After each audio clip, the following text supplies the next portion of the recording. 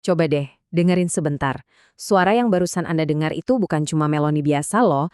Itu adalah detak jantung sebuah budaya, sebuah warisan yang diturunkan dari satu generasi ke generasi berikutnya. Dan seperti yang akan kita lihat bareng-bareng, upaya untuk menjaga warisan itu tetap hidup seringkali terjadi di tempat yang paling tidak kita duga, sebuah ruang kelas. Ini pertanyaan yang dalam banget ya kan? Dan ini bukan cuma soal menyimpan benda-benda kuno di museum.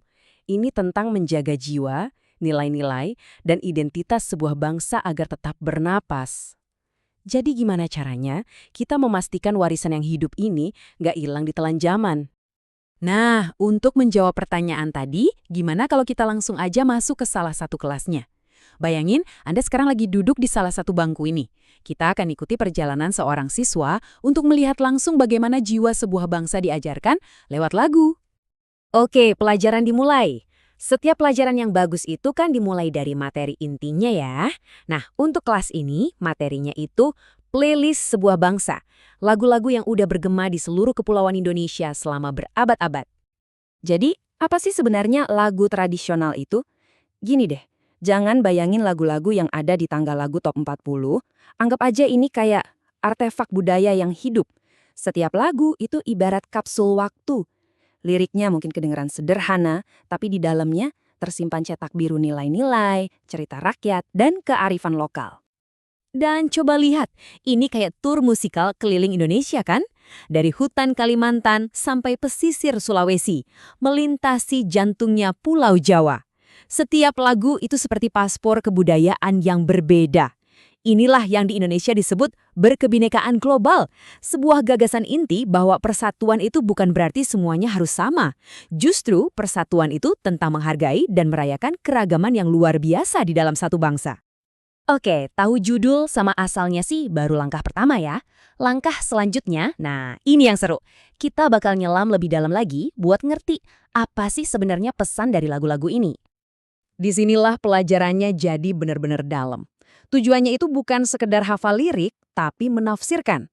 Ini soal penalaran kritis, salah satu pilar utama dari tujuan pendidikan nasional Indonesia yang namanya profil pelajar Pancasila. Idenya adalah untuk menciptakan siswa yang nggak cuma tahu fakta, tapi juga paham makna di baliknya. Nah, setelah musiknya dipahami, sekarang giliran para siswa dikasih alat buat nampilin musik itu. Dan instrumen yang paling utama, ya suara mereka sendiri. Dan ini keren banget sisi praktisnya. Jadi ini bukan cuma, yuk nyanyi aja. Oh enggak, ini benar-benar pembinaan skill. Ada 4 pilar teknik vokal yang diajarkan. Pernafasan itu ibarat mesinnya, artikulasi itu kejelasannya, intonasi itu ketepatannya, dan ekspresi, ekspresi itu adalah jiwanya. Kalau digabung, ini semua membangun fondasi kepercayaan diri.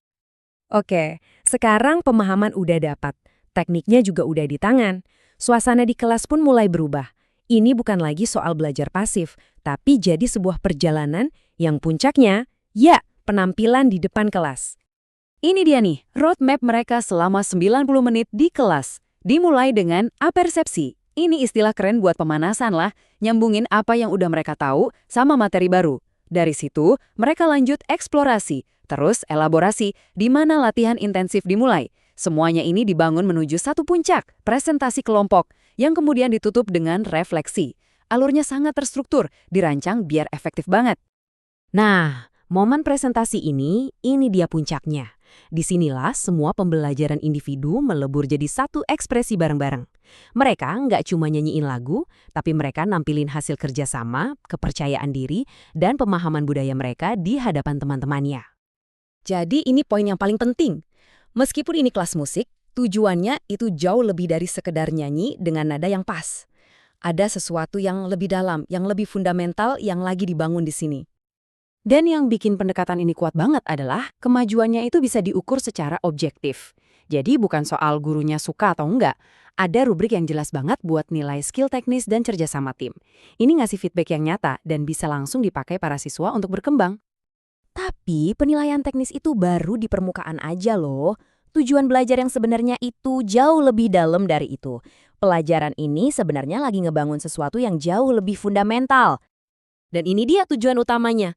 Setiap aktivitas, dari analisis lirik sampai tampil bareng, itu semuanya dirancang untuk menumbuhkan salah satu pilar profil pelajar Pancasila.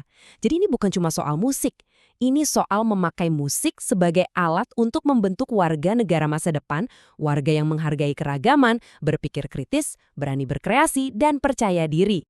Jadi pada akhirnya ini intinya. Pelajaran musik ini jadi semacam kendaraan buat ngajarin skill-skill penting dalam hidup. Belajar lagu tradisional itu artinya melestarikan budaya. Nyanyi bareng-bareng itu belajar kolaborasi. Tampil di panggung itu latihan buat ngebangun rasa percaya diri seumur hidup. Nah, ini semua ngebawa kita balik lagi ke pertanyaan awal, tapi kali ini pertanyaannya buat Anda.